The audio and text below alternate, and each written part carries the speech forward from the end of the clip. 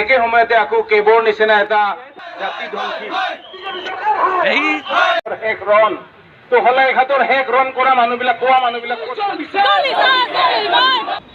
এইখন দেশ কি ধৰ্ম নিৰপেক্ষ দেশ নহয় নেকি? আটাইতকৈ জাতি জনগোষ্ঠীয়ে প্ৰতিবাদ কৰিব লাগে আৰু প্ৰতিবাদৰ ভাষাটো মইতো ভাবো আৰু এতিয়া ভদ্ৰ ভাষাৰে প্ৰতিবাদ কৰিব লাগে, ভদ্ৰ ভাষাৰে প্ৰতিবাদ হৈ থাকিব লাগে কেবৰ বিৰুদ্ধে।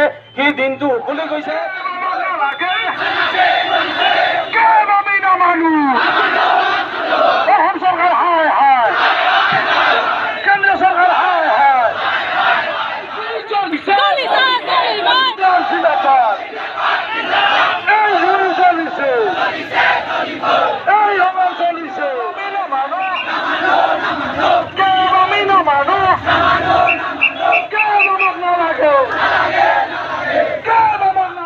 পৰিস্থিতিটো ক'ৰ ফালে গৈ আছে আপোনালোকে জানে, তো যাবই স্বাভাৱিক কথা। য'ত জীয়াই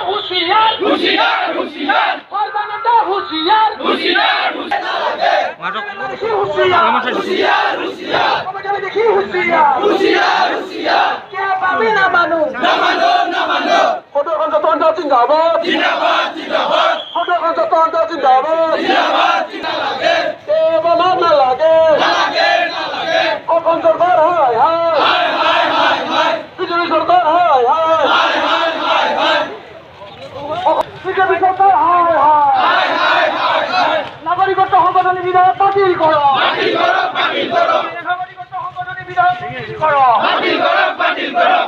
মুখ্যমন্ত্ৰী হয়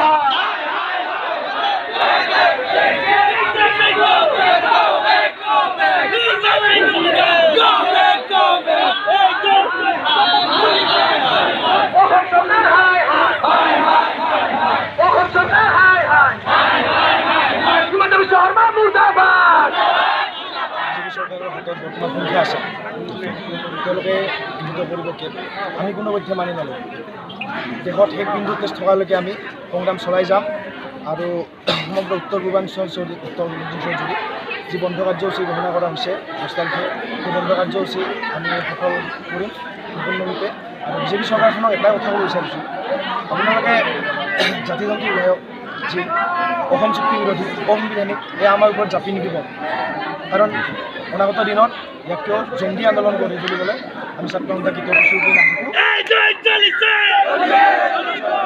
নিশ্চয়কৈ দুৰ্ভাগ্যজনক বৰ পৰিতাপৰ বিষয়, যিটো সময়ত জাতি মাটি ভেটিৰ কথা কৈ দিছপুৰ মছনদ দখল কৰিছিলে।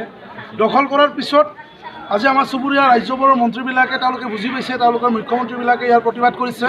কিন্তু আমাৰ একালত সদৌ ছাত্ৰ সন্থাৰ সন্মানে সভাপতিৰ পদটো অলংকৃত কৰাৰ পিছতো আজি তেওঁলোকে নিশ্চুপ হৈ আছে, তেওঁ নীৰৱ হৈ আছে, একমাত্ৰ তেখেতক আদি যোৱাৰ ভয়ত মৌন হৈ আছে।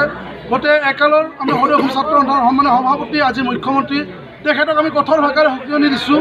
তেখেতে যদি জাতিৰ প্ৰতি অলপ যদি দায়বদ্ধতা আছে এতিয়াও তেওঁ মাত মাতক, আৰু নহ'লে অনাগত দিনত নৰেন্দ্ৰ মোদী নেতৃত্বাধীন কেন্দ্ৰীয় চৰকাৰ আৰু সৰ্বানন্দ নেতৃত্বাধীন জাতীয় চৰকাৰলৈ আমাৰ স্পষ্ট সকিয়নি, ইয়াতকৈ ভয়ংকৰ কাৰ্যসূচী ৰূপায়ণ কৰা হ'ব। ইতিমধ্যে আমাৰ নিশ্চয় ঘোষণা কৰিছে অহা 10 তাৰিখে আমাৰ 11 ঘণ্টীয়া বন্ধ কাৰ্যসূচী।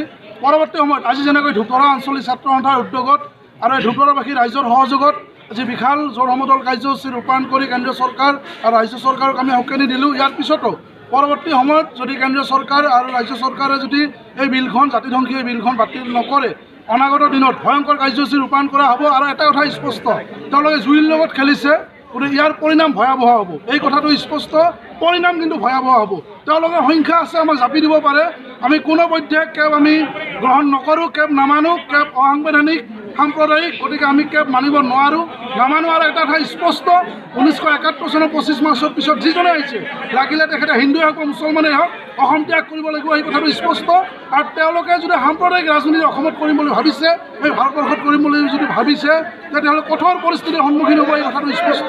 আৰু ভয়ংকৰ পৰিণামৰ সন্মুখীন হ'ব কেন্দ্ৰীয় চৰকাৰ, কিন্তু ৰাজ্য চৰকাৰ।